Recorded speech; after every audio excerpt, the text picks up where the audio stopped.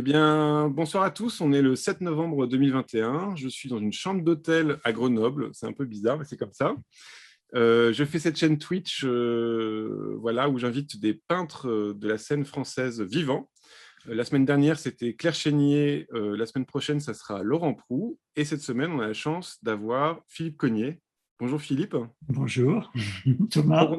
Trop content de t'avoir avec nous. Alors, si vous avez des questions à poser à Philippe sur Twitch, vous pouvez, c'est gratuit, il suffit de s'inscrire et vous pouvez poser des questions pendant l'émission et on lui posera les questions à la fin de l'émission. Voilà, et la vidéo sera ensuite publiée sur la chaîne Les Apparences de YouTube. Vous tapez Les Apparences dans YouTube, vous tombez sur un mauvais film ou sur sur notre chaîne à nous. Et d'un coup, vous avez pour l'instant 20 heures d'interview d'artistes. Voilà, Philippe, c'est la 20e heure. Et d'ailleurs, on va commencer tout de suite avec. Donc, je t'ai demandé de me proposer 5. Alors, par rapport à d'autres artistes qu'on a eu dans l'émission, tu es un des artistes qui est le plus prolixe et qui a déjà un parcours incroyable. Et donc, on a dû choisir que 5 images, mais c'est aussi intéressant de parler que de 5 tableaux. Et on va commencer avec un tableau qui date de 96, qui est donc Guillaume et Thomas. Donc, c'est deux jeunes gens à la plage. Je te laisse en parler. Eh bien, que dire sur cette série de tableaux? Je veux dire, dans les années 80, moi j'ai commencé à exister en tant qu'artiste dans les années 84-85, à peu près même un petit peu avant, 83-84. Et j'ai eu pendant 10 ans une période un peu africaine, avec des choses qui étaient un petit peu plus brutes et assez différentes. Et dans les Sur du années... papier craft, par exemple. Ça, je me souviens des Oui, cartons, sur un du papier carton. Ouais. granuleux. J'ai failli d'ailleurs montrer une image, puis je me suis dit non, comme mon travail, j'ai abordé beaucoup de sujets, ça aurait été peut-être un petit peu trop. Et dans les années 90, j'ai radicalement changé la forme de mon travail. Enfin, je dirais, je me suis intéressé au monde qui m'entourait et non plus à une fiction. Et à ce moment-là, je dirais, j'ai commencé à photographier tout ce que je pouvais photographier. Et ensuite, à partir de ces images qui allaient de l'atelier jusqu'au périphérique des autoroutes, au supermarché, tout ce que notre regard pouvait rencontrer du matin en me levant jusqu'au soir en me couchant, je le photographiais. Et ensuite, sur ces photos 10-15, je recouvrais ça de peinture à l'huile. Et ce travail-là, c'était un petit peu comme une possibilité, je dirais, des sortes d'esquisses pour voir si ça pouvait devenir des grands tableaux ensuite. Une façon Et tu as exposé comme ça des séries de photos qui étaient peintes où tu peignais la couleur par-dessus. Et d'un coup, ça faisait des énormes. C'était très beau d'ailleurs, c'était des énormes photos, enfin des énormes séries de photos comme ça peintes. Je me souviens chez Salomon, c'est ça? C'est la galerie Salomon? Oui, à l'époque, j'ai présenté Ouais. ça chez Salomon. C'était très beau, ouais. C'était donc 10-15 de format et je recouvrais exactement les signes qui étaient dessous. Et à partir de ce travail-là, j'ai ensuite agrandi ces images et j'en ai fait des sujets aussi triviaux que les frigos, les baignoires, des chaises blanches en plastique, des sèche-jardin, et ainsi de suite. Et ce premier travail, enfin des immeubles aussi, on va voir un peu plus loin, ce premier travail m'a permis, à un moment donné, on m'a offert donné l'occasion d'exposer au musée de Nantes.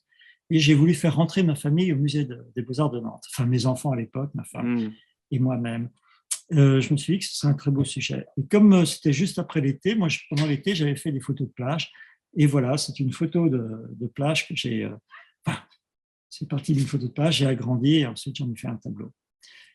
Donc, ce tableau représente mes deux enfants. Ils ont, je ne sais plus quel âge, à peu près 10 ans et 8 ans, quelque chose comme ça, sur la plage. Et comme je travaillais à la cire d'abeille, on voit bien à un moment donné, et que je repassais ensuite cette cire d'abeille comme ça pour qu'elle se diffuse, je dirais que les contours se diffusent, je dirais ça me permettait d'être un petit peu comme le personnage allongé sur la plage qui voit une silhouette se dresser devant elle et le soleil trop puissant manger les contours des personnages. Et cette dilution on veut dire, des visages, des corps dans l'espace, dans le paysage, donne aussi quelque chose d'un petit peu troublant et c'est ça que je vais mettre en évidence dans cette série-là. Et alors là, on va le parler une fois, comme ça on l'aura fait. C'est que tu as une technique vraiment particulière que tu as déjà dont tu as un petit peu parlé, mais en gros, tu peins avec de la cire sur de la toile. contrairement, c'est pas de l'huile. Et ensuite, donc, tu mets un film plastique et tu passes au fer à repasser comme ça pour rendre flou l'ensemble de ce que tu as fait. C'est à peu près ça, je résume à peu près, hein, mais C'est c'est à peu ça à près peu ça. près, oui, Et oui. ça a un peu évolué au fil du temps, on va voir. Et d'un coup, comment tu as trouvé cette technique? C'est-à-dire, comment tu te dis, bah, il y a eu des essais, il y a eu des ratages, ou c'est d'un coup, il y a eu un miracle, ou tu as pensé au Fayoum, et d'un coup, tu as vu ça, et tu t'es dit, tiens, j'essaierai bien la cire. Tu as un souvenir de comment ça s'est... Parce que c'est quand même une technique assez... C'est sur bois, en plus. C'est-à-dire, tu es obligé de mettre la toile sur du bois pour que... Donc, il y a déjà quand même tout un protocole, quoi. Parce que dans ma première période, enfin, d'abord, la cire remonte à l'Afrique. Moi, j'ai passé 10 ans au Bénin, non, 12 Mm. ans, 10, 12, de 5 ans à 17 ans. J'ai toute mon enfance. Et là-bas, bon, je voyais, il y avait des gens qui faisaient des batiks, des tissus comme ça, faits à base de cire pour faire des réserves et ainsi de suite. Bref, une technique un peu particulière. Et je voyais ça, et moi, je me suis amusé au départ à faire des batiks comme ça, mais, enfin, avec des C'est figures. quoi des batiks? C'est quoi des Les batiks? batiks, c'est un tissu, on prend un D'accord. tissu de coton, on dessine à la cire dessus, et on le trempe dans une couleur rouge, par exemple. Ah oui, d'accord, il y a des Sort, réserves. Ouais. et ainsi de suite. Et puis après, je continue avec de la cire sur le rouge, mais sans la cire qui avait déjà laissé le blanc du tissu, et je le trempe dans le noir, et ainsi de suite. Donc, et à la fin, j'enlève toute la cire. Donc, là où la cire, il y a de la cire, il n'y a pas d'empreinte, il n'y a pas de teinture. D'accord. Ouais. Et donc, quand à la fin, ça donne un tissu, je dirais, assez étrange, comme ça, avec des formes un peu primitives, ou assez simples. Mm. Voilà, donc j'ai appris cette technique là-bas. Et puis, c'est vrai que dans mes études aux Beaux-Arts, j'ai rencontré, enfin, pas personnellement, hélas, mais les œuvres de Jasper Johns. Et Ah j'aimais oui, bien beaucoup sûr. Ouais. ce travail, cette technique, son travail à lui. Hein, c'est quelqu'un qui m'a énormément inspiré, quand même, dans ma jeunesse. Et je voyais ces tableaux à la cire, et je ne sais pas pourquoi, ça faisait une sorte d'attirance, je dirais, vers cette matière. Et donc ensuite, plus tard, dans la première période, j'ai travaillé directement sur la toile, je faisais des tableaux à la cire, mais c'était très fragile, ça cassait. Et à un moment donné, quand je suis venu à la photo comme ça, je voulais avoir une peinture, parce que je travaillais à l'époque, c'est dans les années 80, tout début des années 90, sur des tableaux très épais à l'huile. Mm. Je mélangeais parfois l'huile avec du bois, enfin, ça donnait des éléments très rugueux et très, je dirais presque une peinture presque à la Eugène Leroy, pas loin. Et je voulais travailler sur l'exact inverse. L'inverse, c'était avoir une peinture aussi lisse qu'une photographie, puisque je faisais photographie. Et c'est là où je me suis dit, mais si je voyais comment faire pour avoir, avec une technique à la cire, comme ça, quelque chose qui soit comme une photo, c'est-à-dire où il n'y a plus du tout d'épaisseur de matière. Et petit à petit, après différents essais, j'ai compris qu'il fallait mettre un film plastique, puisque la cire n'adhérait pas. Et en le retirant, ça devenait aussi lisse qu'une photographie. Et le fer à passer, alors? À quel moment on dit que je vais peindre avec un fer à passer? Oui, le fer à passer. C'est presque surréaliste comme. Ouais, mais en même temps, c'est une très belle chose, parce que, je veux dire, quand on peint, on imite la photographie, on imite quelque chose, donc mais on dépose aussi la trace du pinceau. Et en posant le film et en réchauffant, j'écrase tout, j'efface tout, y compris mon propre geste. Et j'en invente un autre qui devient, on va dire, assez... Enfin, je veux dire, puis il y a cet élément de plastique qui met une grande distance entre moi et le support, enfin le fond. Oui, carrément. Ouais. Mais en même temps, tu as une intensité de couleur et t'as des qualités de lumière, des qualités de couleur qui sont peut-être presque plus fortes qu'à l'huile. Enfin, il y a un truc très puissant comme ça. Alors, évidemment, là, on voit des reproductions, donc c'est plus rigolo de les voir en vrai. Mais il y a quand même une charge de pigmentaire qui est très, très puissante dans tes tableaux, quoi. Même quand tu fais des tableaux noir et blanc ou un peu gris et tout ça, c'est c'est des bonnes couleurs intenses, quoi. C'est ce que je veux dire. C'est des couleurs très intenses, parce que le repassage, en plus, revigorifie, enfin, revigore plutôt, leur donne un éclat plus puissant. Et oui, tout ce qui est réau de blanc, quand tu fais des baignoires ou des choses comme ça, tout ce qui est le blanc, on dirait que c'est un blanc de titane mélangé. Voilà, d'un coup, ça explose, ça sort très très fort une fois que c'est repassé, c'est ça? Pas forcément, et pourquoi j'ai choisi certains sujets au départ, comme les frigos, les baignoires, parce que la peinture repassée ressemblait à l'émail de ces éléments-là. Ouais, ça, je voulais me rapprocher, disons, de cette matérialité de ces objets. Puis il y avait une autre raison aussi, comme la chaise de plastique, c'est que jusqu'à présent, je n'avais jamais vu personne peindre des objets aussi nuls. Ouais. Mais bon, c'était peut-être, je sais pas, peut-être une façon, oui, d'introduire ces nouveaux sujets dans la peinture contemporaine. Bah, justement, on va passer à un autre tableau qui s'appelle Immeuble Beaulieu. Et donc là, c'était trajets en, je crois que c'est ça, hein, c'était trajets en TER ou en RER, et d'un coup, tu prenais en photo les immeubles, ou celui-là, c'est autre chose. Parce que moi, j'ai vécu pendant 4 ans avec un de ces tableaux-là chez Hector Obalk, qui avait ça dans son bureau, qui avait un tableau comme ça dans son bureau. Mais ça, c'est plus... c'est en train, ça, que tu as pris cette photo ou... Non, là, Non, c'était pas dans celui-là. Ah, mes bon, d'accord. premiers. Ben, celui-là, j'en ai pris beaucoup en train, Ouais, j'en ai pris ouais. beaucoup en circulant. Celui-là, c'était plutôt dans ma voiture quand je cherchais des sujets D'accord. aussi nuls que les frigos et les baignoires, quasiment. Je cherchais des sujets qui symbolisaient notre monde. Ça, c'est dans les années 90. Ce monde, je dirais, 97, ouais. ouais, le XXe siècle, dans ce qui est là de plus trivial, de moins charmant. Et je voulais vraiment, en rentrant sur Nantes, j'habitais Sud-Loire, enfin, j'habite toujours Sud-Loire d'ailleurs, pas dans le même endroit.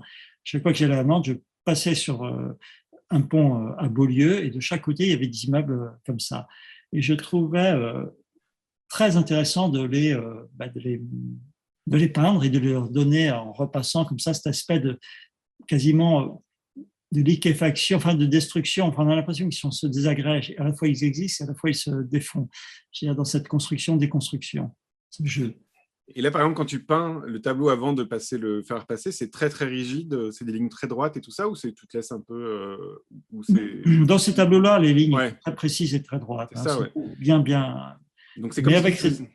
cette idée quand même que quand je vais repasser, les blancs, les noirs vont... donc, il faut faire attention d'y aller d'une façon assez délicate pour ne pas brûler tout, pour pas que tout se mélange, que ça se ramollirait trop. Et ça, d'un coup, tu as des gestes différents on peut dire que tu as des gestes différents de faire passer. C'est-à-dire que d'un coup, tu peux faire un geste comme ça très long et étaler, j'imagine, étaler la matière, ou des fois être plus précis sur la surface, quoi. À l'époque, quand je faisais ces tableaux, j'avais un geste assez lent et assez précis. Hein. Ça va durer un certain temps. Oui, après, Aujourd'hui, ça va se libérer. Ouais. ouais, aujourd'hui, aujourd'hui, j'utilise les fers comme des pinceaux quasiment. Et alors, j'ai une question esthétique, mais c'est une vraie, on va dire que c'est une question un peu pomme, qui est, est-ce que quand tu fais un beau tableau d'un objet laid, qu'est-ce que ça raconte, quoi? Est-ce que pour toi, c'est un problème ou pas de peindre comme ça des objets, on va dire que c'est une barre d'immeuble comme ça très dure où les gens ils peuvent vivre dedans. Alors, évidemment qu'il y a un côté affectif pour tout le monde, une fois qu'on habite dans un endroit et tout ça, mais c'est quand même des endroits où on n'a pas envie que le monde soit comme ça, quoi. Un Alors, des tableaux. Voilà, c'est une question ça pourrait être une question. Hein, je sais, on a parlé on va pas en parler, mais tu m'as cité Welbeck comme une de tes références, ou des gens qui t'avaient aidé à voir le monde différemment. Est-ce que d'un coup, c'est justement une question un peu, alors Welbeck des années d'il y a 15 ans, quoi, mais est-ce que c'est une question, voilà, c'est une question qui me taraude. Oui, quand j'habitais à Rezé, sud de Nantes. Ah, c'était à Rezé, c'est drôle. Au début, oui. Quand j'habitais là, au début, j'habitais exactement dans une maison que j'avais retapée, c'est plutôt bien, avec un atelier.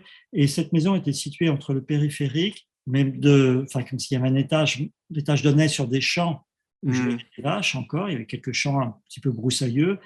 Donc, il y avait à la fois le périphérique qui était juste derrière, l'entrée de la ville avec tous ces panneaux où il y a des grandes publicités, des hangars, tout ce que l'on voit dans les entrées de ville contemporaines. Les zones périurbaines, voilà. Ouais, voilà, mais on retrouve les mêmes en Europe ou dans le monde entier. De l'autre côté, il y avait un supermarché, Leclerc. Je crois qu'il y avait quasiment tous les sujets les plus, on va dire, les plus symboliques, les plus significatifs de notre monde actuel. Et il y avait aussi une barre d'immeubles, enfin un petit peu, enfin un ensemble. D'ailleurs, ce tableau se trouve au musée de Grenoble. Et quand je passais devant, je disais, c'est l'endroit où je ne voudrais surtout pas vivre. Et c'est donc forcément un bon sujet. Parce que, il y avait une sorte de renvoi comme ça. Je trouvais que c'était très intéressant de ne pas peindre la beauté telle qu'on la voit, mais de faire sortir du tableau quelque chose de beau, sachant que la beauté est une chose qui est, comment dire, qui est incarnée dans l'objet lui-même. Et alors, par exemple, là, je pense à ça parce que tu as peu de tableaux comme ça où il y a des différentes échelles dans ton tableau. C'est-à-dire que là, il y a les petites voitures en bas et il y a la grande barre d'immeubles. Parce que je me suis dit qu'en fait, tu as quelque chose de l'ordre de la, je sais pas comment dire, de la présentification dans tes tableaux où c'est souvent une chose, une masse comme ça, une présence très forte qui s'impose. Et bon, voilà, je ne sais pas si tu as quelque chose à en dire de ce rapport-là entre les petites voitures. Mais c'est quand même c'est intéressant parce que d'un coup, je trouve que ça raconte pas la même chose en peinture, ces petits détails d'un coup dans un petit coin de tableau comme ça avec plus de détails, je sais pas. Bah, oui, quand je peins quelque chose, souvent, très souvent, Ouais. c'est une figure hiératique. Hein, ça, ça a toujours été depuis le début. Mmh. C'est un sujet qui, en général, ne raconte pas d'histoire, il n'y a pas de narration. C'est un sujet qui est pris d'une façon assez frontale, comme ça, et qui est présenté au spectateur comme une sorte, je dirais, d'évidence. Comme ça, ce que je veux, c'est un frigo, c'est un frigo, il n'y a rien d'autre à dire. Mmh. Une chaise, c'est une chaise. À la fois, la chaise, c'est aussi le symbole de notre monde. Chaise en plastique, j'entends bien, qu'on retrouve partout dans le monde aussi. Parce que même en Arabie Saoudite, Mmh. aux États-Unis, on a les mêmes chaises en plastique qui sont moulées. C'est fantastique. Ça, c'est formidable. Ces immeubles aussi. Alors bon, là, les petites voitures, oui, parce qu'elles étaient devant. Puis au fond, elles sont vides aussi. Et puis, il y a ce côté peut-être un petit peu fin du monde. On a l'impression que Ouais. cet espace est totalement vidé de toute vie et il n'en reste plus qu'un squelette. Et Oui, il est bien pas fait pour sûr, les humains, ça c'est sûr. Ouais. voilà. Et puis, il y a peut-être quelque chose que je n'ai pas dit et qui est fort intéressant aussi dans mon travail, c'est que comme je travaille et je défais en repassant, je réchauffe, donc je défais les lignes, je cherchais souvent des sujets avec des lignes, une grille, les immeubles, Mmh. certains sujets, et souvent, après on verra les carcasses, c'est des structures avec une ossature ou avec, on va dire, Oui, un rythme musical presque. Ouais. oui, oui, il me faut quelque chose qui puisse se défaire après, mais être aussi répétitif d'une certaine façon. Ouais. Alors, on va passer au troisième tableau qui là est, pour le coup, on parlait de Welbeck, est ultra Welbeckien, je trouve. Et j'aimerais bien te parler de parce que je trouve que dans ton travail, il y a quelque chose de l'ordre du sauvage quand même. C'est-à-dire, il y a une espèce de frontalité comme ça, très violente. C'est pas, on le vit pas forcément très bien. Je sais pas comment dire. Je pense à une exposition que j'avais trouvée géniale, que tu avais faite à Angers. D'un coup, c'était des grandes ordures comme ça, des grands débris d'ordures, et c'était presque oppressant. Et là, ce tableau-là, il a presque quelque chose évidemment de l'ordre du quotidien et tout ça. Et puis, il y a cet angle un petit peu photographique qui est oppressant pour le coup. Ouais. Ça, c'est un truc, la sauvagerie, quelque chose comme ça. Parce qu'on pourrait dire que c'est simple et que c'est très figuratif. Et puis non, il y a quand même une tension comme ça que j'ai l'impression que tu cherches entre le Mais chaos et là, l'ordre, quoi. Ouais. le supermarché est devenu aussi, pour moi, comme un sujet évident dans ce que je recherchais à l'époque, Mm. peut-être toujours d'ailleurs, parce qu'il y a toujours des supermarchés, ils sont là. C'était effectivement le Leclerc qui était juste à côté, de l'autre côté du périphérique. On se rend compte que Euh, toute ta peinture se joue sur, sur un kilomètre un carré, tout quoi. petit territoire. Et comme j'allais faire mes courses avec le chariot comme ça, je me baladais. Et je me suis dit, mais c'est quand même fantastique, ces lieux. En plus, c'est très beau parce qu'il y a toutes les couleurs, tout ça, c'est fortement bien rangé sur ces étagères. Mm. Euh, voilà, donc à partir du moment où on a un sujet aussi magnifique, on le traite forcément. Et puis si on en met plusieurs, ça fait comme des ailes de papillon un petit peu. Il y a quelque chose de cet ordre-là. Et, et au fond, quand j'ai peint les déchets, c'était l'opposé de ça. C'était ça, c'est avant, les déchets, Digérer, c'est ouais, ouais. après. Là, on est dans l'ordre, dans les déchets, on est dans le désordre. Donc, on Mm. se retrouve avec le même sujet, la consommation, enfin, les objets en masse, et de l'autre côté, ce qu'il en reste une fois que l'homme est passé par là. Donc, non, voilà, je trouvais que c'était juste deux très beaux sujets. Et là, le temps de peinture du tableau, c'est assez long ou pas de préparer, de faire le tableau parce que là, c'est un grand format. C'est un assez grand format, ça doit Ouais, faire 2,30 m, sur 1,80 m. 1,70 m, ouais, de Ouais, haut. 1,70 m. Ouais. Ouais. Donc, c'est combien de temps à peu près? Est-ce que tu fais un dessin préparatoire, ça, je crois? Tu fais un Oui, coup au oui, oui. crayon? Ouais, Très rapide comme ça. ouais, Je travaille avec des images, plusieurs images souvent. ouais. Et puis après, la peinture, à l'époque, j'étais assez fidèle aux images. Plus ça va, moi, je suis fidèle. Ouais, on va voir ça. Ouais. Et Et là, non, ça dépend. Oui, c'est un tableau. À l'époque, je passais pas mal de temps à faire les choses avec précision. Il y a beaucoup, beaucoup de détails. Oh, c'était peut-être une semaine de travail, oui, facile. D'accord. Voire 2 semaines, ça dépend des moments. Mais maintenant, en vieillissant, je trouve que je travaille un peu plus vite. Bravo, t'as de la chance. Et la question de la photographie, donc tu pars d'une photographie, et là c'était une photographie déjà numérique en 2002 ou c'était une photographie argentique en 2002? Là, c'est des photographies argentiques. Alors, Ouais, c'est c'est ça. vrai que ce que je n'ai pas expliqué dans mon Mhm. travail, ce qui est une chose importante, c'est que moi, ma génération est venue, enfin, avec l'école, je suis sorti de l'école des Beaux-Arts, on travaillait à l'argentique. On a vu les caméras arriver, Ouais, les caméscopes, les gros caméscopes qui étaient gros comme ça. Ensuite, ils se sont réduits. les HI8. Et ensuite, c'est devenu numérique. Et ensuite, le téléphone portable est arrivé et les ordinateurs étaient là, enfin, mais ils sont arrivés en même temps, les portables. Et mon travail a évolué avec ces outils-là. Que j'ai fait, je m'en servais parce que c'était une sorte de filtre d'image, enfin de la réalité de l'extérieur.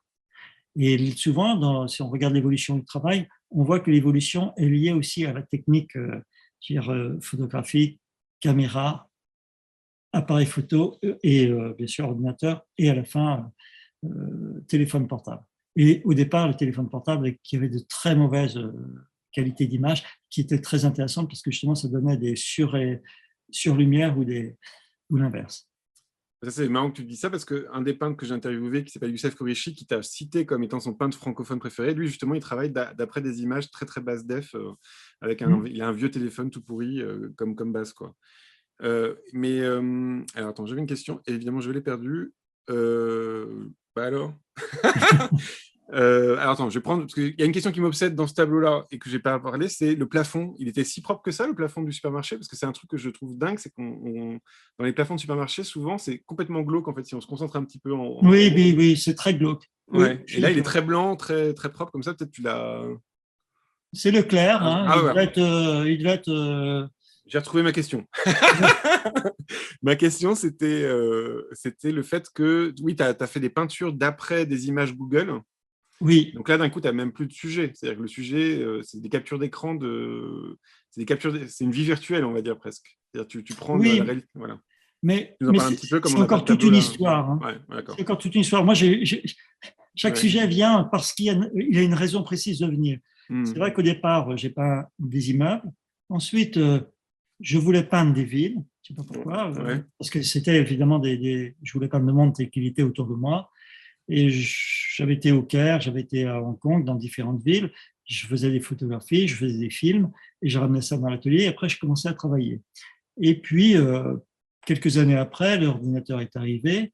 Et bien sûr, là, à chaque fois, j'avais des vues, on va dire, plutôt j'étais en bas, comme un petit personnage, regardant la ville en face, où il fallait que je monte sur un immeuble ou sur une montagne, enfin, une colline, pour voir la ville d'un peu plus haut. Donc, j'ai des vues du Caire, enfin, des tableaux du Caire, ou des tableaux de Hong Kong que j'aime beaucoup, mais qui étaient faits à partir des films et des photographies. Et puis, un jour, l'ordi est venu, Google Earth, et je me suis aperçu qu'on pouvait aussi voir le monde d'en haut, comme ça, mieux qu'un avion, et se balader sur les villes. Et ça, c'était assez fantastique. Et ça m'a permis d'introduire une autre vision de ces villes contemporaines, avec un outil, bien sûr, très particulier. Et puis, ensuite est venu Google Street. Et là, il y a eu encore une autre série où je me disais, mais c'est bien, parce que quand on va dans les villes comme Mexico ou ailleurs, on ne fait pas attention, on va de l'aéroport au centre-ville, et quand on arrive dans le centre-ville, on se dit, ouais, c'est beau, mais cette beauté ne m'intéresse pas vraiment, la beauté historique. Ce qui m'intéressait, c'était l'entre-deux, ces maisons qu'on ne regarde pas, qu'on ne voit pas, parce que, je sais pas, elles n'ont rien de charmant, mais elles appartiennent, il y a des gens dedans quand même qui aiment y vivre et qui sont nés ou qui vont mourir. Donc, c'est des lieux très importants. Et je trouvais intéressant de m'arrêter avec Google Street, là où je voulais, d'avoir des visions un petit peu déformées de ces maisons-là, souvent dans des villes, d'ailleurs ce sont des maisons pas toujours très jolies, au contraire, ou parfois des maisons pas encore terminées. Parce que qu'on aille au Maroc, qu'on aille dans les pays d'Amérique latine, c'est une progresse, quoi. ou bien d'ailleurs, ouais, c'est ça. Et je trouve qu'il y a de la brique, il y a du parpaing, il y a tous les matériaux, et c'est très beau au fond. Et donc j'ai fait plusieurs séries avec, avec ces images-là. Puis après, on y voyait aussi des tags. Donc, il y avait une suite où je vais continuer à peindre des tags sur des murs. Voilà, donc c'est Ah oui, des, c'est c'est vrai, des tu fait histoires des qui se grands, racontent. c'est très beau ça, les murs en briques avec des tags, c'est beau Voilà, c'est aussi, ouais. ça. Ouais. Donc les sujets, ils viennent forcément, un sujet en introduit un autre, qui en introduit un autre, qui en introduit un autre, ou une vision, et ainsi de suite. Et donc, en partant de ça, c'est quand même important pour toi que la photo n'ait pas beaucoup d'intérêt plastique, au sens qu'elle ne soit pas belle d'elle-même, que ça ne soit pas évident la beauté du sujet de base, quoi. Une photo trop belle est un peu ennuyeuse parce qu'elle est tellement Mm. belle qu'on se dit qu'on ne pourra jamais faire aussi bien dans le genre. Oui, ça t'amène Enfin, en quelque ce qui me chose. concerne. Ouais. Ouais. Il faut que ce soit un petit peu crade, il faut qu'elle soit juste un espace qui permette d'amener le projet. Mm. Alors, on va passer au 4e tableau, qui est la foule sous le soleil. Ah Où oui. là, justement, on reprend ce que tu avais fait avec Guillaume et Thomas, donc le premier tableau, mais d'un coup, là, ça explose plus. On est plus presque dans un truc impressionniste de lumière, quoi, d'être mangé par la lumière. Oui, puis dans ces foules-là, bon, les foules, j'ai fait beaucoup de tableaux de foules et pour des raisons assez précises. Comme j'avais fait ces tableaux de Google, j'ai même fait une ville en marbre, comme ça. Mais bref, j'ai fait ces tableaux de Google et j'ai vu l'étendue des villes. Et puis, bon, les voyages à Mexico, à Tokyo, dans certaines villes, enfin, si on va en Inde ou même à Pékin, enfin, j'étais à Shanghai ici, c'est terrifiant. Ces villes sont tellement, tellement, tellement, tellement, tellement peuplées, tellement grandes. Ce sont des pays à part entière. Et même, c'est terriblement effrayant. On imagine que demain, il y a un séisme énorme à Tokyo ou, je sais pas, deux volcans explosent à Mexico et les gens ne peuvent plus sortir de la ville. Donc, ils sont condamnés à mourir dans la ville parce que les artères seront très vite bouchées et on ne pourra plus sortir. On le voit très vite. Dès qu'il y a un petit embouteillage à la sortie d'une ville, on ne peut pas en sortir. Donc, il y a une inquiétude réelle autour de ça. Et forcément, ici, les personnages sont à la fois, on pourrait dire, tiens, ce sont des gens sur la plage, tiens, ce sont des migrants qui fuient, ou des gens qui fuient, ou des migrants qui sont sur les plages, tiens, ce sont des fourmis en train de courir. Bien sûr, quand j'étais en Afrique, enfant, j'étais fasciné par ces fourmis, ces colonnes de fourmis qui traversaient les routes ou qui traversaient les jardins. Il fallait mieux pas mettre le pied quand même parce que ça nous grimpait dessus à toute vitesse. Et c'est un peu dans cette idée-là des fourmis et de la fourmilière ou de la termitière que j'ai peint ces tableaux de foule. Tu en as fait aussi des aquarelles. Enfin, ça, j'ai vu ça à Drawing là, récemment. C'était très beau aussi. Tu peux aussi faire des aquarelles. Tu as aussi une pratique du dessin. Ouais. Oui, là, les gens connaissent surtout tout le travail que je fais de peinture à la cire ou parfois à l'huile. Mais tu fais dans les flaques comme ça, dans le frais ou dans l'eau, tu verses ça. Ouais. Mais j'ai un gros travail aussi graphique. J'ai fait pas mal de livres aussi avec des écrivains. Et d'ailleurs, ça va nous faire une transition parce que tu as une manière que j'aime beaucoup dans ta peinture, dans tes dessins, c'est des fusains très grands. Tu fais des fusains avec beaucoup de matière et mélangés avec de la peinture blanche un peu bête. C'est ça, c'est de la peinture industrielle, quoi. Non, c'est pas de la peinture industrielle. Désolé. Faut pas que je m'avance. Non, c'est pas de la peinture industrielle. C'est de la résine acrylique mélangée avec du pigment blanc. Ah ouais, d'accord. Étalé à la main, c'est comme la cuisine. On étale ça sur le papier d'une façon assez épaisse. Et le temps que sur un papier épais, un arche, costaud, quoi. 400 grammes, enfin 300 grammes, et le temps que cette épaisseur sèche, avec des fusains, j'écrase et je dessine. Pourquoi ça m'intéresse? Parce que, comme beaucoup dans les dessins, comme je cherche à éviter l'habileté, ça glisse, ça ne va pas là où on veut, le fusain se casse, se brise, ça fait un dessin malhabile, mais en même temps, ça fait un dessin, c'est un peu comme un gamin quand on dessinait dans la purée avec une fourchette, avec un couteau. Là, il y a ce côté-là, où dessiner dans du sable, quelque chose qu'on n'arrive pas à bien faire. Et ça donne un dessin un petit peu fragile, ça donne quelque chose à la fois, puis dans les contrastes noir et blanc. Oui, il est puissant aussi, c'est puissant. Oui, puis la matière n'est pas lisse, parce qu'il y a des grumeaux, il y a tout ça, donc on n'est pas dans une belle chose. Et ça donne un dessin un petit peu tendu. Et je me suis dit que tu retrouvais un peu ça dans le dernier tableau dont tu vas parler, qui s'appelle La chaise blanche, où justement il y a un peu cet effet comme ça de granuleux, enfin on a une texture comme ça un peu plus sauvage, quelque chose où tu as plus de présence en fait. Oui, peut-être tu vas me contredire. Non, je ne vais pas te contredire. Et là, d'un coup, il y a quand même un truc de l'ordre presque de la gestuelle, quoi, des taches noires et tout ça, beaucoup plus fort que… Oui, alors, parce que dans ce tableau-là, celui-là, le pinceau a quand même touché la toile, un tout petit peu, pour la chaise et pour peut-être le meuble à droite.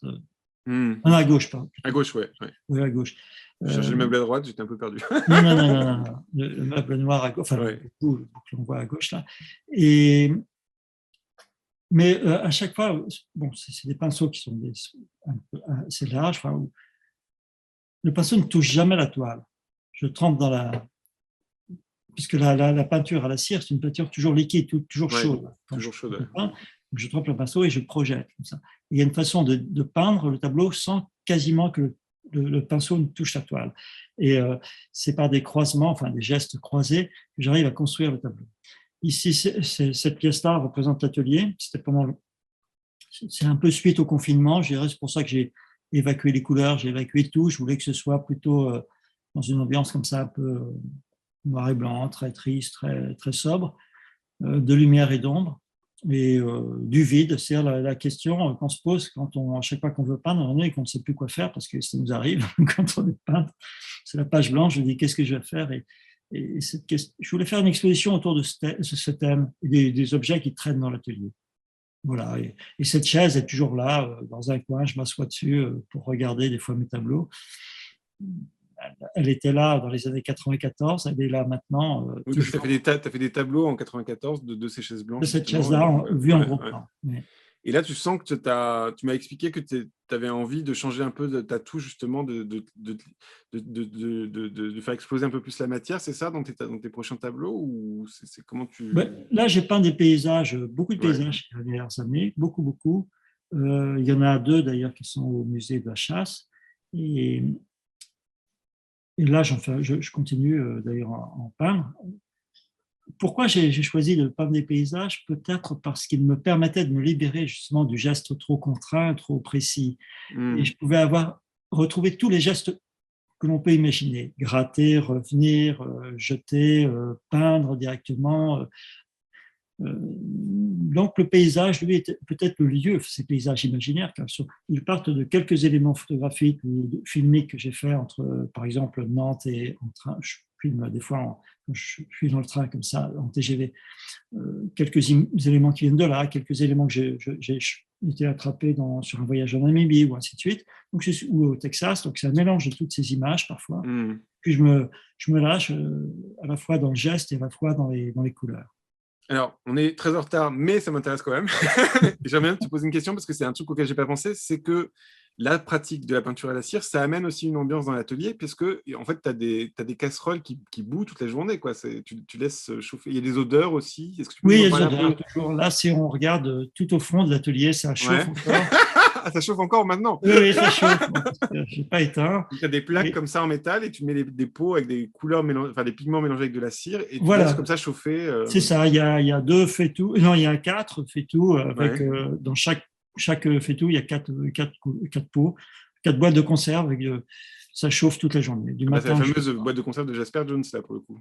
C'est ça, exactement. Oui, là, j'ai rien inventé. Et tu as une odeur comme ça. Il y a une odeur de cire, oui. Moi, je la sens plus trop parce que l'habitude est énorme. Mais c'est un peu mielleuse, non? Il y a un peu de miel, ou c'est un peu… Oui, c'est de la cire d'abeille, oui, pure. C'est ça, Après, il y a quelques éléments dedans pour la durcir un petit peu, légèrement, et pour éviter, pour qu'elle soit un peu plus brillante.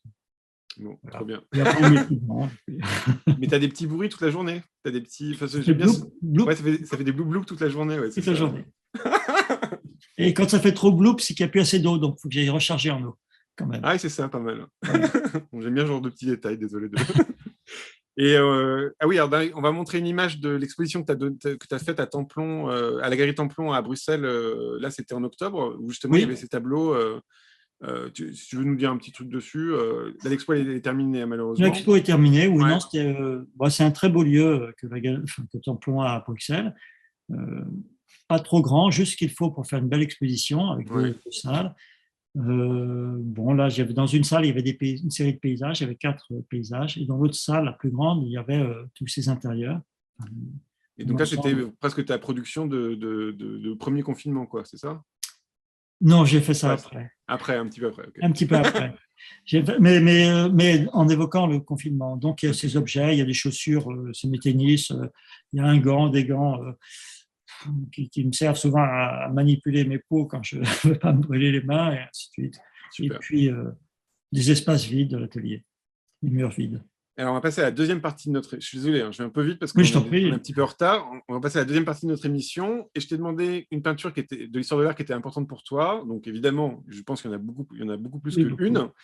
Mais tu m'as proposé Le bœuf écorché de Rembrandt, qui est au Louvre. Voilà. Est-ce que tu veux nous dire quelque chose dessus? Alors, tu en as tiré toute une série ensuite pour ta propre peinture, qu'on verra après, mais d'abord sur notre petit Rembrandt. Le petit Rembrandt, comment dire, le bœuf écorché, pourquoi? Parce qu'à un moment donné, je voulais peindre la viande. Alors, j'avais vu des morceaux de barbac accrochés dans les marchés au Maroc. J'en avais vu en Afrique quand j'étais gamin aussi, dans les marchés comme ça, avec cette forte odeur. Et bien sûr, quand on peint, et quand on connaît l'histoire de la peinture, que ce soit Rembrandt et ensuite Soutine, on est forcément très intrigué par la violence, je dirais, d'un corps comme ça, coupé en deux. Et en plus, on trouve ça à la fois violent, mais picturalement très beau aussi. Et donc, forcément, je me suis dit à un moment donné, avec les supermarchés, avec de la production, moi, j'ai voulu visiter des abattoirs. C'était un petit peu compliqué parce qu'à l'époque, c'était à l'époque de la maladie de la vache folle. Ouais. Et les gens ne voulaient pas. Mais finalement, j'ai réussi, par un ami qui leur vendait des barquettes en polystyrène, à aller visiter ceux de la Ferté-Bernard. Et là, du début jusqu'à la fin, j'ai filmé l'abattoir avec une petite caméra.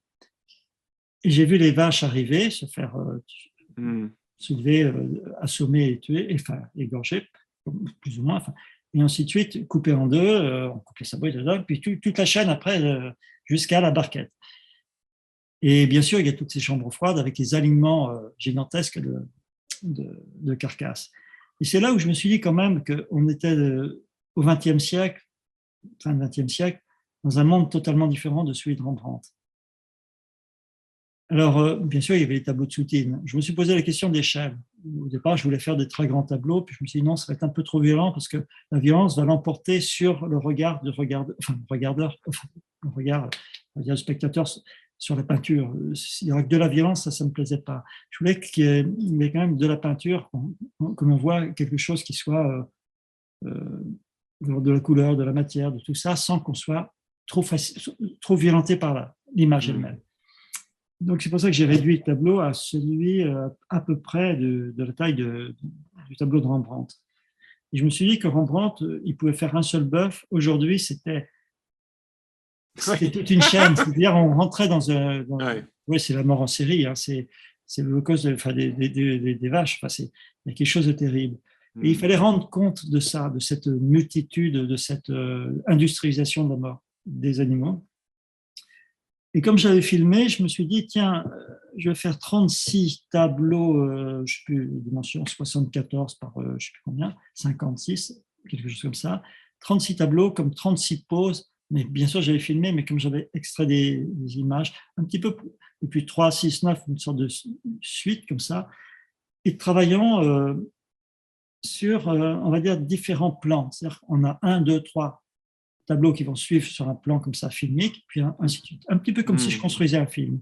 Et alors, ça devait être accroché ensuite dans une sorte d'arène. C'est-à-dire que le spectateur était au centre, et c'est les taureaux qui étaient, les vaches. Ah oui, d'accord. Ouais. Et puis finalement, ça a été présenté, c'est présenté à Grenoble, je crois. Là, on voit la photo, oui. Oui. Ouais. Mais je l'ai présenté 5, 6, 7 fois, à chaque fois différemment. Et là, c'est quand même étonnant le fait que le tableau de Rembrandt, en effet, le format est assez.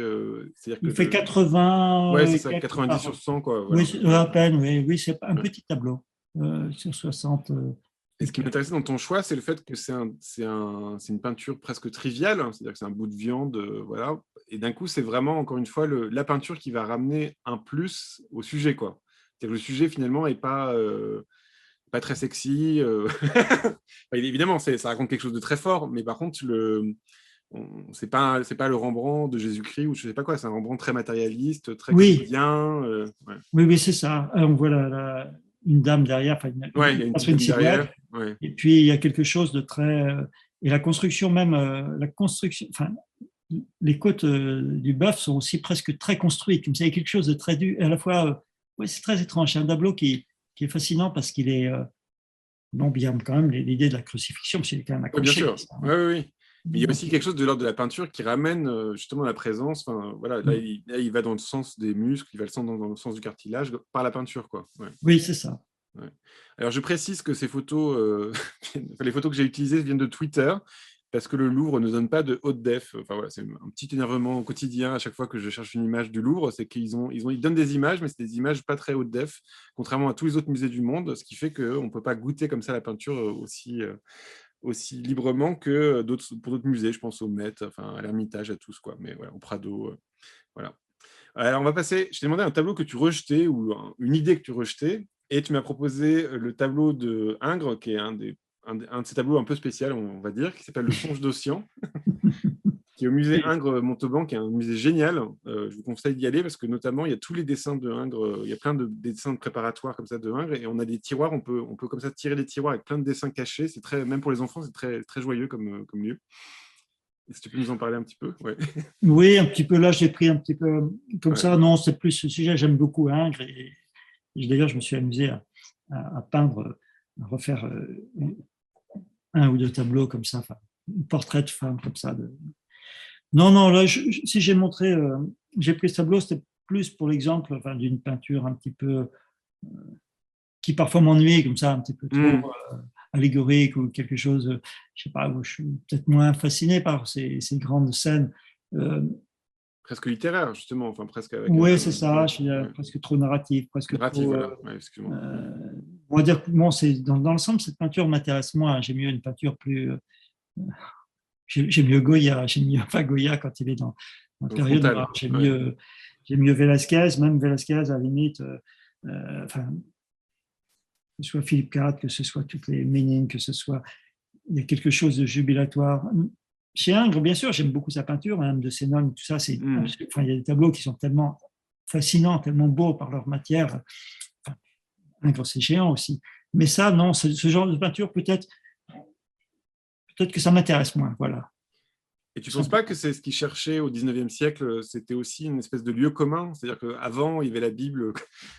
Pour les peintres, il y avait quand même les Métamorphoses d'Ovide, la Bible. Enfin, il y avait comme ça ces espèces de gros blocs où on pouvait Oui, chercher et que maintenant, moi je pense ça, mais que maintenant peut-être le lieu commun des peintres, ça serait le monde des apparences, donc quelque chose de beaucoup plus frontal, beaucoup moins narratif, et ça serait le réel, quoi. Voilà, ce qui nous reste en commun, c'est l'herbe, les textures, les matières.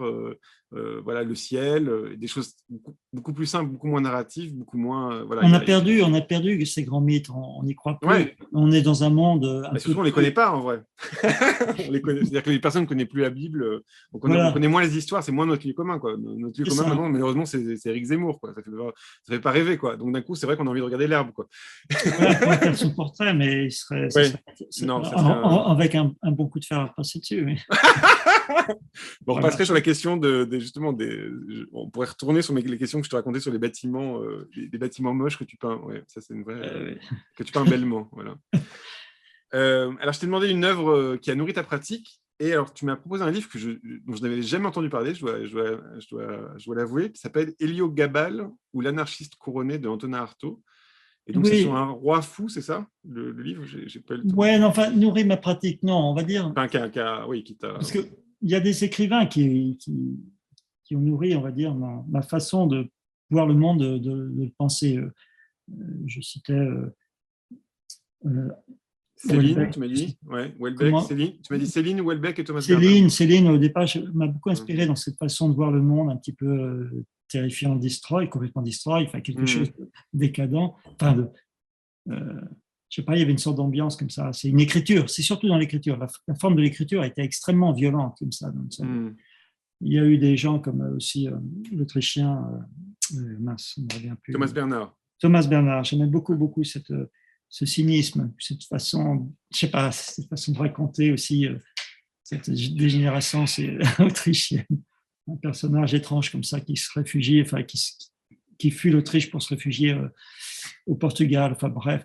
Et puis, bien sûr, Houellebecq, parce que lui, dans cette façon de voir le monde, mais ça, c'est plus on va dire, contemporain, plus. J'aime bien son regard désabusé, totalement désabusé sur.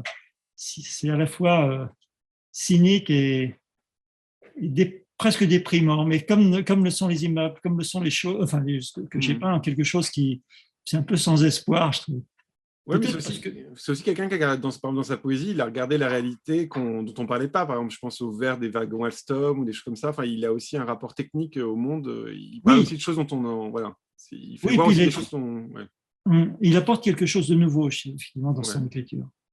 Effectivement, dans cette précision scientifique aussi, et puis dans cette dérive... dans le dernier livre, je trouve excellent. Ah oui, c'est vrai qu'il... Ouais.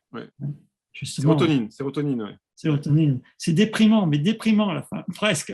Il y a des scènes très picturales avec des jumelles. Quand le héros regarde avec des jumelles une femme dont il est amoureux, il la regarde de loin, il ne veut pas l'embêter. Voilà, c'est ça. C'est très pictural, ça. Ouais. Il y a beaucoup de choses dans ce livre. Et Elio Gabal, alors? Ah oui, pour revenir à Elio Gabal. Bon, déjà, ce texte était extraordinaire. Cet empereur qui rentre par derrière, comme ça, dans une ville romaine. Enfin, mais, je sais pas, il y avait une telle violence aussi dans l'écriture, une telle force, tellement d'images délirantes que j'ai fait. Mais c'était une période juste avant que je ne fasse ce travail figuratif. Donc, c'était juste, ça précédait. C'était une période où j'étais très troublé. J'avais envie de quitter l'Afrique, enfin, une peinture de mémoire, pour aller vers ce qui va advenir, regarder le monde qui est autour de moi.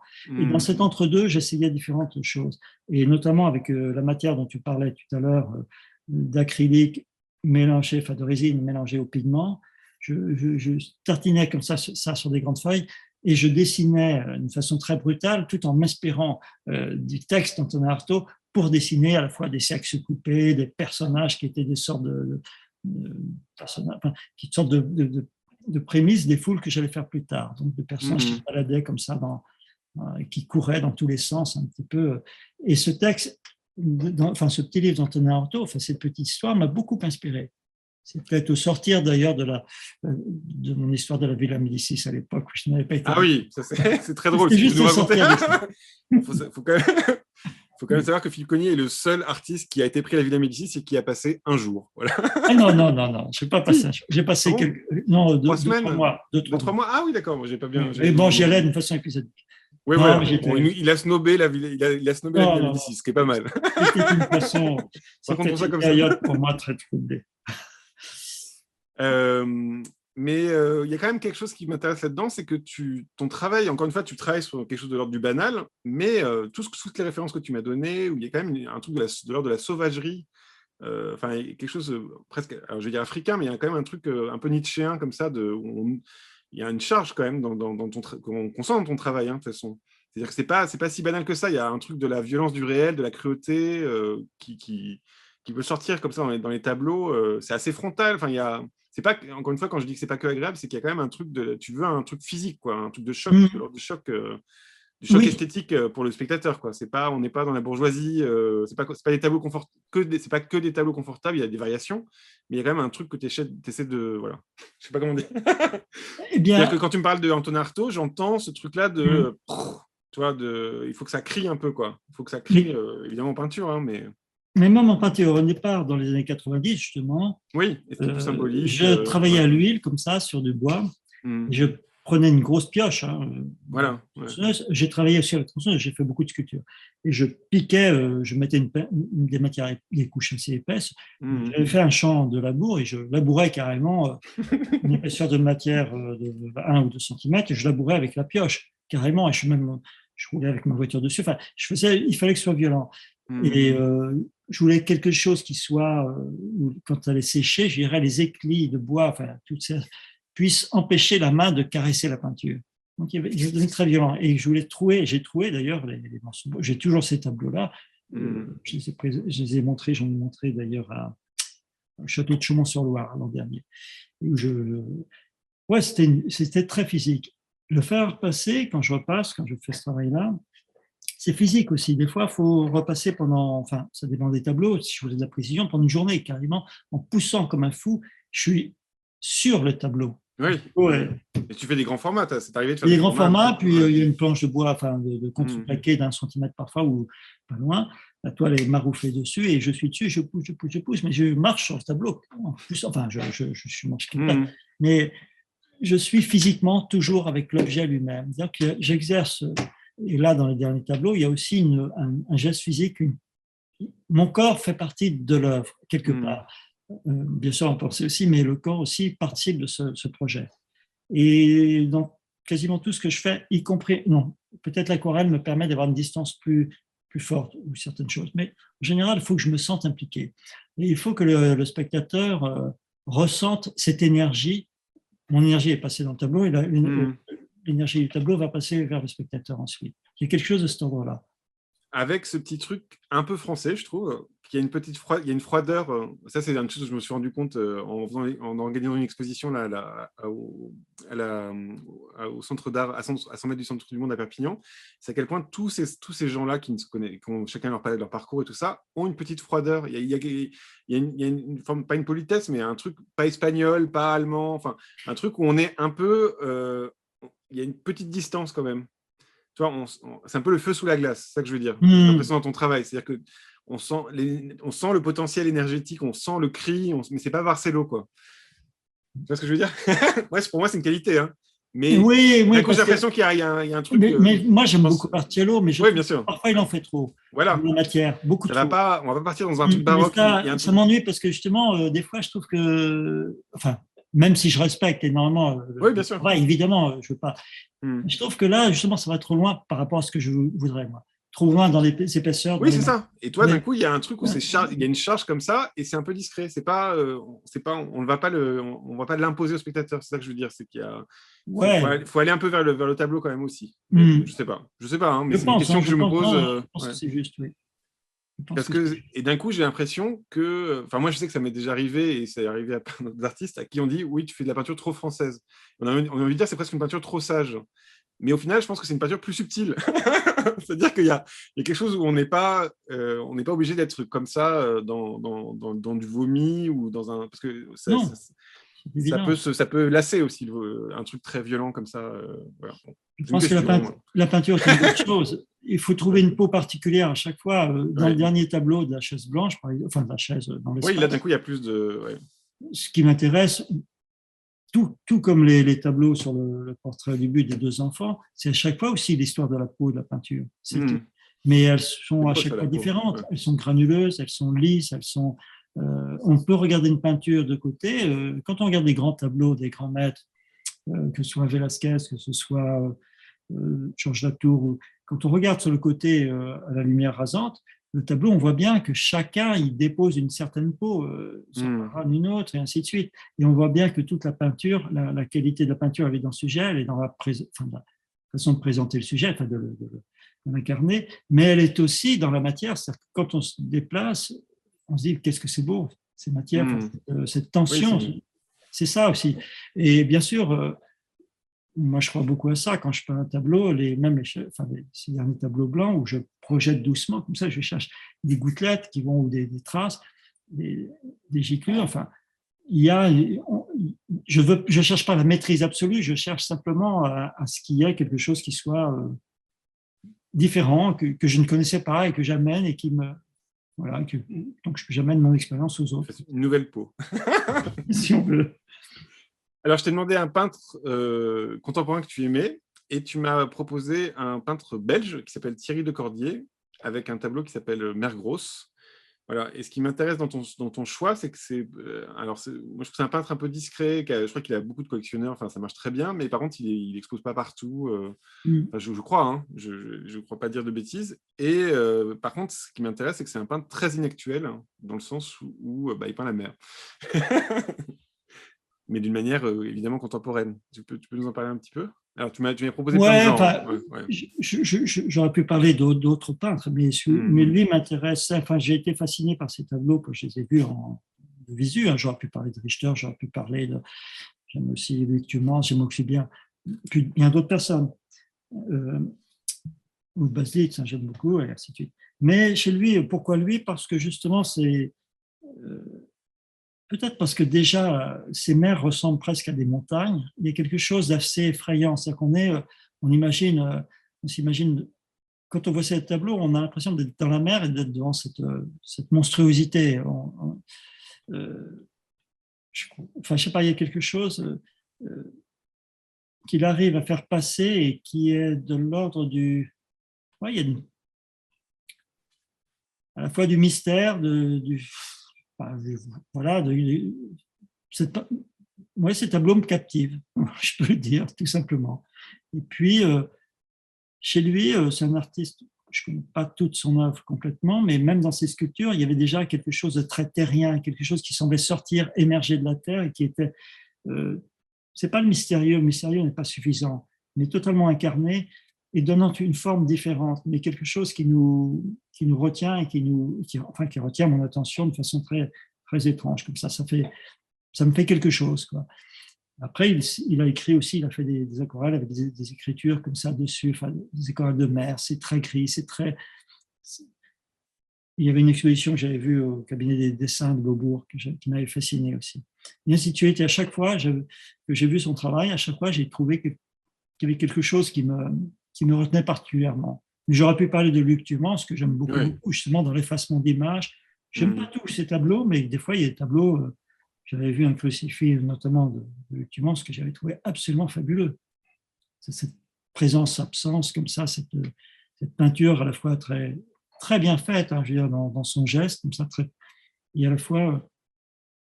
Non, j'aime bien les tableaux qui me parlent, quoi. Et là, ce que moi, je trouve très convaincant chez Thierry Decordier, c'est le fait que on est dans le réel, encore une fois, donc c'est vraiment la vague, la mer et tout ça, et il y a quand même quelque chose de l'ordre du mythe qui se joue. Oui, du mythologique. Bon, on ne sait pas quoi, mais c'est cette intensité-là, quoi. Ouais. On n'est pas loin de la méduse. Enfin, il y a un truc. Ouais. Oui, puis c'est la matière elle-même, c'est la couleur, c'est la lumière très ça joue particulière, cette lumière sombre. Ouais, on se dit, mais est-ce que c'est une vague ou est-ce que c'est de la mer ou est-ce que c'est de la terre, est-ce que c'est une montagne? J'aime bien à un moment donné, on doute comme ça. C'est quelque chose c'est une présence comme ça, plus qu'inquiétante. Alors, c'est très loin de mon travail, bien sûr, parce qu'il y a quand même beaucoup de romantisme dans son histoire. Ouais. Il y a de la narration, d'une certaine façon, peut-être. Il y a quelque chose qui va ailleurs. Mais Et tu penses que la photo, justement, dans ton travail, amène une froideur que là, par exemple, lui, il est plus dans la... On va dire... C'est un truc qui m'intéresse, la froideur, tu vois, le côté clinique de la photographie. Je la quitte un peu, la photographie, maintenant, ça va donner quelque chose d'autre. Mais jusqu'à présent, oui, forcément, la photographie orientait, on va dire, mettait une distance entre le réel et la fiction qu'on peut-être.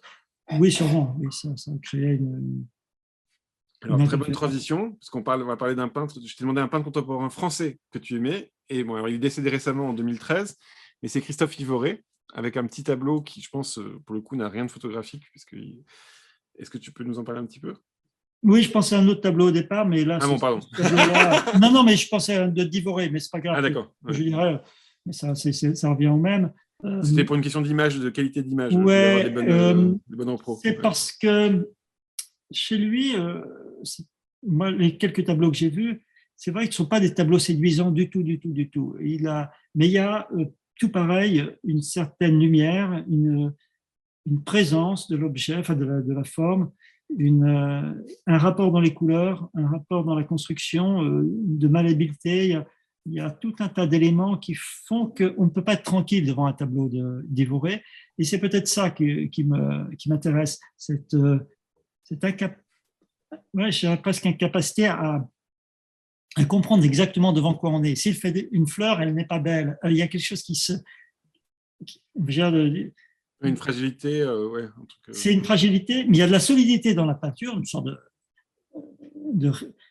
de geste comme ça qui est appuyé jusqu'à épuiser ce geste autour du sujet. Donc, on n'est plus du tout dans le rapport à la photographie, mais de cette présence qui doit être inscrite dans le tableau d'une façon très prégnante comme ça.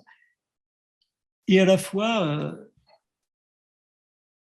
on ne peut pas dire que ce soit une peinture très agréable, je trouve. Mais justement, dans ces contrastes très violents, un petit peu comme dans les premiers Bas-Litz, quand Bas-Litz peignait dans les années 80-90, un petit peu avant, il y avait quelque chose de très rugueux. Ou les premiers, peut-être les premiers aussi, Bacon, enfin c'est très différent, bien sûr, des années 50, que j'aime beaucoup, 50-60, où on voit quelque chose de beaucoup plus dur. Et presque une malhabileté, mais quelque chose qui nous trouble profondément. Voilà, ça me plaît. Ça me plaît un petit peu. Chez Ivoré, c'est ce qui me plaît, c'est cette façon d'incarner.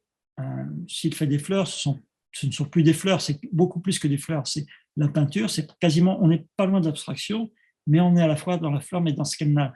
Je sais pas, toutes ces distances créent un objet un petit peu difficile à cerner et donc forcément très intriguant et très intéressant. Et là, je retourne à toi parce que ça me fait penser à ça. Toi, tu as quand même un plaisir physique à travailler. C'est-à-dire que tu travailles énormément et tu as besoin comme ça de travailler. C'est tous les jours. Non? Oui. J'ai l'impression, de ce que tu m'as raconté, de ce que j'ai ressenti, c'est que il y a un truc quand même de dépense quotidienne, non? Je dis des bêtises? Il y a... Non, je ne dis pas trop de bêtises.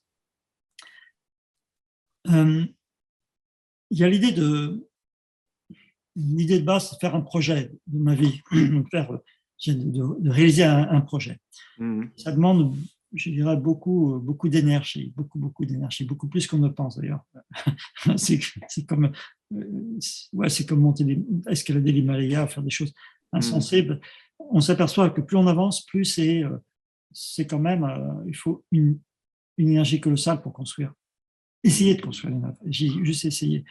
Après, il y a évidemment aller dans l'atelier, il y a cette culpabilité. C'est-à-dire que si j'y vais pas, je me dis, mais qu'est-ce que tu as fait et tout. Alors, j'aime bien faire mon jardin, j'ai un grand jardin, j'aime bien me détendre comme ça ou partir, mais c'est vrai que j'ai cette angoisse, si je ne suis pas dans l'atelier, ou si à un moment donné, je passe un peu de temps chaque jour, de perdre ce temps, de ne pas être là où j'aurais dû être pour faire avancer ce projet. Et tout ça se mélangeant, et puis cette volonté aussi d'essayer toutes différentes choses. Bien sûr, je peins à la cire, bien sûr, j'essaye de nouvelles approches picturales, parce que je tourne autour, on va dire, de 7, 8 ou 10 sujets, en gros, guère plus, mais j'essaye de les aborder à chaque fois différemment.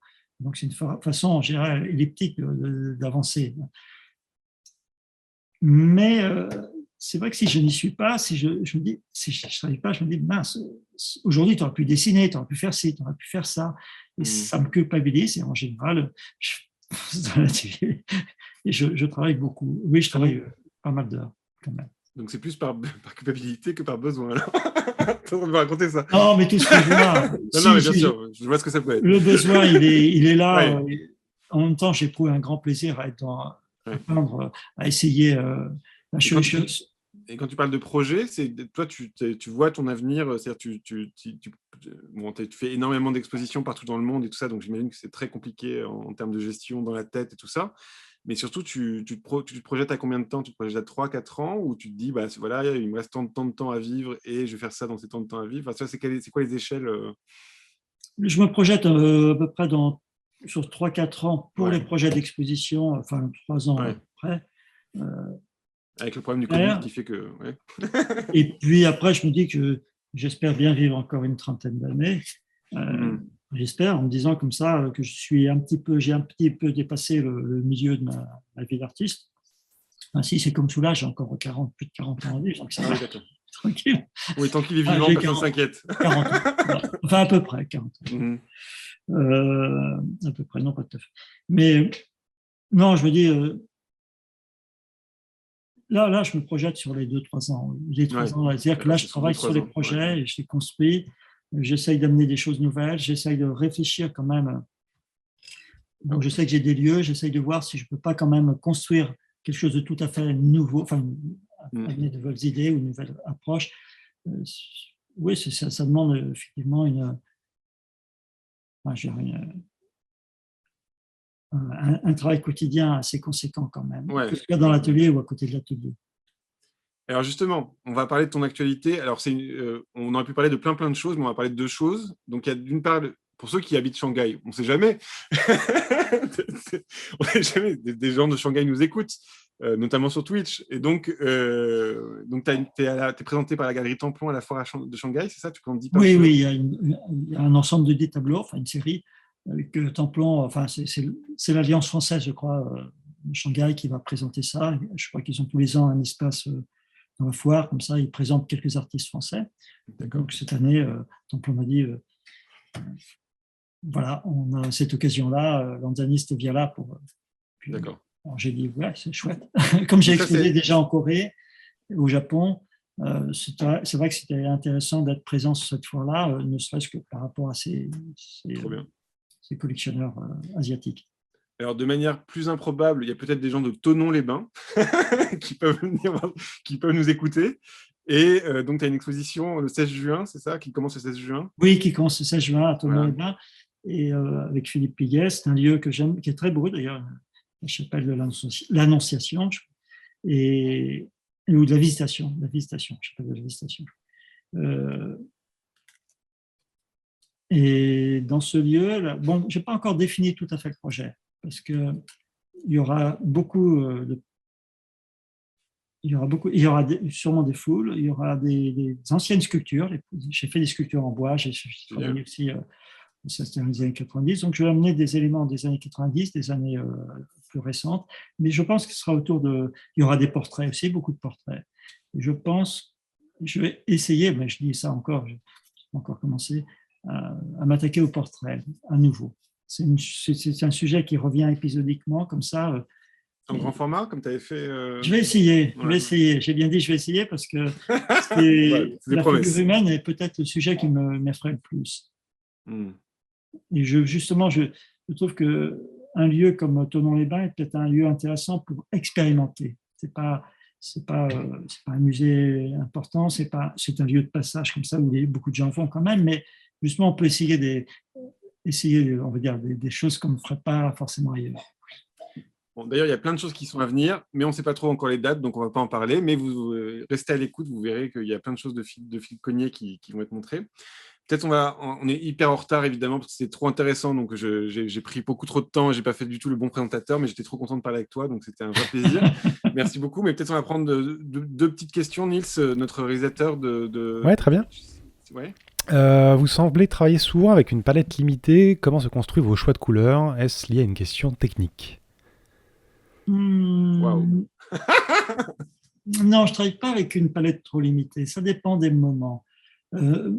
Non, je peux travailler avec toutes les couleurs possibles. Ça dépend des sujets plutôt. Ça dépend des sujets. Certains paysages récents que j'appelais broussailles, qui étaient issus d'un mélange d'images que j'avais vues, enfin, je ramenais du Texas, de Namibie et de zones peut-être en France ou ailleurs, ou d'Afrique. Enfin, j'ai mélangé, et là j'ai utilisé, je dirais, parfois beaucoup de couleurs, des jaunes, des verts, des rouges. Non, c'est vraiment un choix personnel. Mais c'est vrai que si je peins, par exemple, une barre d'immeuble, si je peins l'intérieur de l'atelier, bon, sur les derniers tableaux d'atelier, là, c'était volontaire, je voulais vraiment travailler quasiment sur une gamme noir et blanc, enlever la couleur pour rendre le sujet plus grave, comme ça, beaucoup plus... plus grave, c'est ça, avec juste ombre et lumière. Et là, par exemple, avec cette technique de la cire, tu ne fais pas beaucoup de mélange? C'est-à-dire que tu es obligé de préparer des pots de chaque couleur Oui, mais je peux les mélanger quand même. Tu mélanges un peu? Ouais, tu as une palette chaude à ce moment-là? Je peux mettre un rouge, un jaune. Ah oui? Oui, je peux. Ah si, c'est comme l'huile. Hein. La différence, c'est que l'huile, c'est une question de consistance, c'est une question de fluidité, c'est une question aussi de l'histoire de repasser, de gratter. Je gratte aussi. Hein. Aujourd'hui, je mets et j'enlève. Il y a un peintre que j'aime beaucoup, j'aurais pu en parler, c'est Léon Golub. Ouais. Parce que quand il peignait, lui, il grattait, il frottait, il enlevait. Au départ, dans ses premiers tableaux, il enlevait carrément, il peignait, puis après, il grattait jusqu'à enlever ce qu'il avait mis. J'aime bien ce geste de gratter et d'enlever aussi, de retirer, de griffer. Munch aussi. Munch, il faisait beaucoup ça. Ouais. Oui, tout à fait. Ouais. J'aime bien cette idée-là, cette idée de pas forcément rajouter, mais aussi de temps en temps et de mélanger tous ces gestes-là. Et c'est vrai que dans ces derniers tableaux, la cire me permet de faire ça, l'huile beaucoup moins, parce que l'huile étant grasse, une fois qu'elle est sèche, elle est dure, ça n'a pas cette souplesse. La cire m'intéresse parce qu'elle a toutes ces possibilités, tous ces champs-là. Mais c'est vrai que d'un coup, toi, tu peux réchauffer d'un coup je peux réchauffer, je peux gratter, je peux enlever, je peux remettre, je peux... c'est trop bien. Ouais. On va faire des émules. Attention. Nils, une petite dernière question, parce qu'on est hyper en retard. Hein, oui, on est un peu dans le thème. De par votre technique, avez-vous l'impression de réduire ou augmenter la présence de votre geste sur votre toile? Voilà, j'ai pas compris, moi. Par ma technique, est-ce que j'ai... Alors, si tu as compris, réponds. Augmenter ma présence sur la toile, comme ça, oui. La présence du geste, oui. Fait, oui. Oui. Enfin, comme je l'ai exprimé justement à l'instant, c'est-à-dire dans cette façon, d'une part, quand je repasse, d'être sur le tableau quand il est très grand, donc de marcher dessus, hein, je suis sur mon champ, sur mon territoire, je suis à quatre pattes dessus, je retrouve quand j'étais en Afrique, j'étais accroupi, je suis toujours accroupi, je peux m'accroupir comme ça, un petit peu, les genoux comme ça, le cul par terre presque. Ah oui. C'est une position que j'ai naturellement. Alors, je peux être comme ça, c'est vrai que je suis sur le tableau, je marche dessus, quand je gratte, c'est pareil, il y a toujours ce geste. Oui, la technique, évidemment, je l'aime aussi à cause de ça, et elle me permet d'avoir... Certains disent, oui, mais tu travailles toujours à la cire avec des films. Je dis, si on regarde un peintre qui travaille à l'huile, je sais pas, moi, je prends Bacon ou Freud, ils ont toujours travaillé à l'huile. C'est pas la matière qui c'est comment on aborde cette matière-là et qu'est-ce qu'on en fait. C'est juste un liant de la cire. Bon, merci beaucoup, Philippe, c'était super intéressant. Mais merci. J'étais trop content. Et puis c'était vraiment un honneur de te recevoir. Merci à Nils, notre réalisateur, et on se retrouve la semaine prochaine avec Laurent Proux. Merci à tous. Voilà. Et vous pouvez retrouver donc la vidéo sur YouTube très très vite. Merci tout le monde. Merci, au revoir. Merci Thomas.